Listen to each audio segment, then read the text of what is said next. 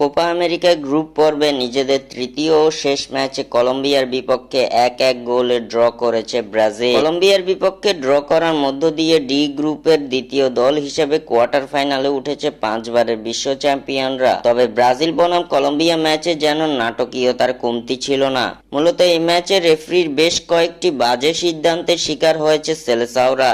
কলম্বিয়ার বিপক্ষে নিশ্চিত জয়ের ম্যাচটি রেফারির বাজে সিদ্ধান্তের কারণে ড্র করতে হয়েছে ব্রাজিলকে, যার ফলে কোয়ার্টার ফাইনালে কঠিন প্রতিপক্ষ হিসেবে উরুগুয়েকে পেয়েছে ব্রাজিল। ব্রাজিল বনাম কলম্বিয়া ম্যাচের রেফারির ভুলে ন্যায্য পেনাল্টি পায়নি ব্রাজিল, যে পেনাল্টি পেলে হয়তো এই ম্যাচের ফলাফল হতো ভিন্ন রকম। কলম্বিয়ার বিপক্ষের ম্যাচে প্রথমার্ধে ভিনিসিয়াস জুনিয়রকে ডি বক্সে বাজেভাবে ফাউল করে বসে কলম্বিয়ার এক ফুটবলার। খালি চোখে সেটি নিশ্চিত পেনাল্টি দেখা গেলেও সেটি পেনাল্টি দেয়নি ভিএআরে বসে থাকা আর্জেন্টাইন রেফারি। এদিকে ম্যাচ শেষে এবার ব্রাজিলের সাথে করা অন্যায়ের ভুল স্বীকার করেছে দক্ষিণ আমেরিকা ফুটবলের সর্বোচ্চ নিয়ন্ত্রণ সংস্থা কনমেবল। ব্রাজিলিয়ান সংবাদ মাধ্যম গ্লোবো ও ব্রিটিশ সংবাদ মাধ্যম রয়টার্সের তথ্য মোতাবেক এক প্রতিবেদনে তারা জানিয়েছে, খেলা চলাকালে ভিএআর ভুল সিদ্ধান্ত দিয়েছে বলে একটি ভিডিওতে ব্যাখ্যা দিয়েছে লাতিন আমেরিকার ফুটবলের সর্বোচ্চ নিয়ন্ত্রণ সংস্থা কনমেবল। যদিও ম্যাচে ভিনিসিয়াস জুনিয়রকে করা সেই ফাউল নিয়ে 2 মিনিট সময় নিয়েছিলেন ভিডিও রেফারি।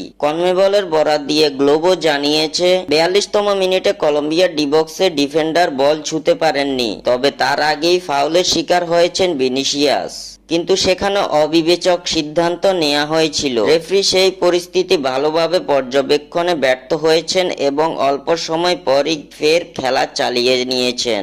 ভিএআর ভিন্ন অ্যাঙ্গেল থেকে সেই ভিডিও পর্যালোচনা করেছে। খেলোয়াড় ও বলের গতি বিবেচনায় নিয়ে ডিফেন্ডার যে বল স্পর্শ করতে পারেননি সেটি শনাক্ত করতে পারেননি তিনি। মাঠে ভিএআর ত্রুটিপূর্ণ সিদ্ধান্ত নিয়েছে। এভাবেই ব্রাজিলের প্রতি হওয়া অন্যায়ের জন্য ভুল স্বীকার করেছে কনমেবল।